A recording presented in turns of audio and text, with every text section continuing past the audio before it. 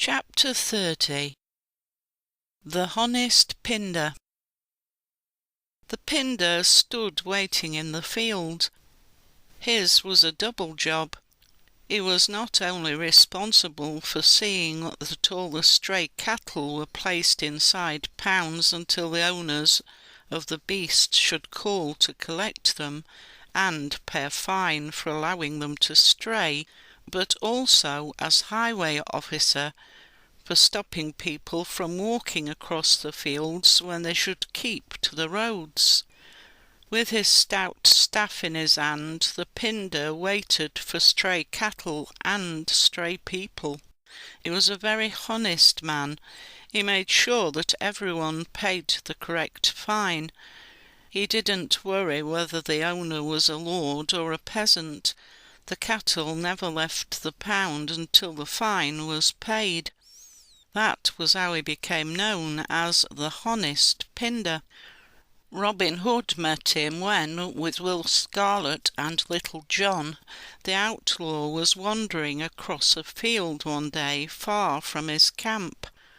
Robin and his two great friends often used to wander far afield in search of adventure. On this occasion they had crossed the boundary of Nottingham and were in Wakefield in Yorkshire. At the end of the field was a stile. Robin made to clamber over it when he was stopped by a gruff voice from the other side. The voice was not polite. "Where do you think you're going, you lumbering lout?" it said. "Don't you know the difference between a field and a road?" He was a rough, burly fellow. Robin Hood looked at him in astonishment. He was not used to being spoken to in that manner. He was amused rather than annoyed. "Do you know who I am?" he asked genially. "I neither know nor care," answered the Pinder. "I'm here to see that folk do not stray from the highway into these fields. If they do stray, it is my job to make them pay." Robin looked at his two companions. He could not suppress a laugh. "Make them pay," he grinned. "A sound idea.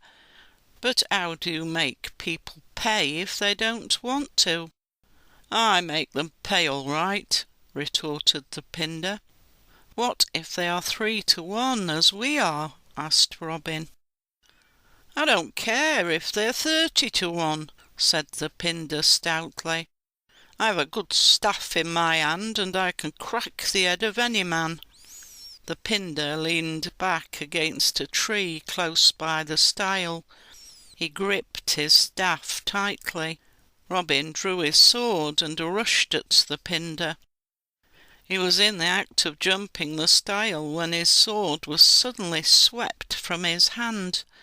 The Pinder had a swift eye, and he had brought his staff down on Robin's wrist at the right moment.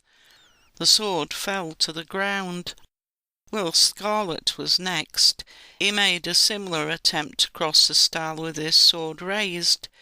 He met with the same treatment. Neither Robin nor he were able to even get to the Pinder's side of the stile.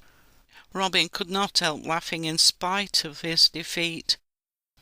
"If you let us down, Little John, we are truly lost," he said.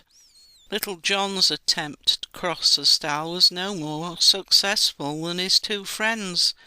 His sword came crashing down to the ground at the first sweep of the Pinder's staff.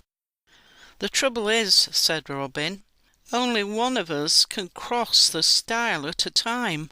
Otherwise we would soon make short work of the Pinder."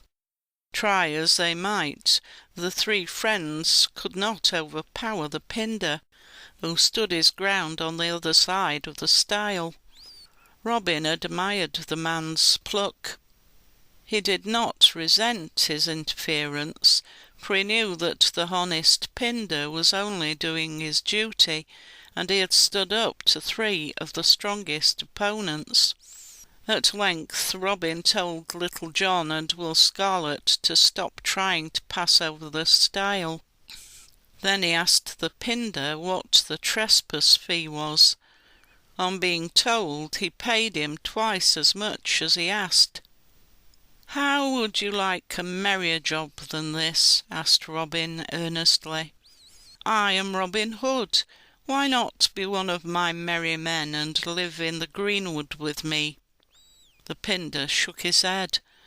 "I'm bound to my master for 3 months more," he said. "I will join you then with pleasure." "Oh, come, sir," said Robin. "Come with us today and leave this uninteresting life for one of adventure." "That is not my way," replied the honest fellow. "I have promised to stay for another 3 months, and stay I will. At the end of that time, as I have said, I will join you." He was as good as his word. 3 months later he joined Robin Hood and his merry men in Sherwood Forest. All the men respected his honesty.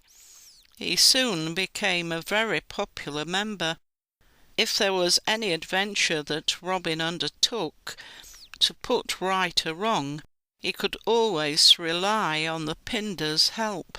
But if anything were planned that seemed to the Pinder unjust, then he would have nothing to do with it. Honest he was, and honest he stayed. End of chapter 30.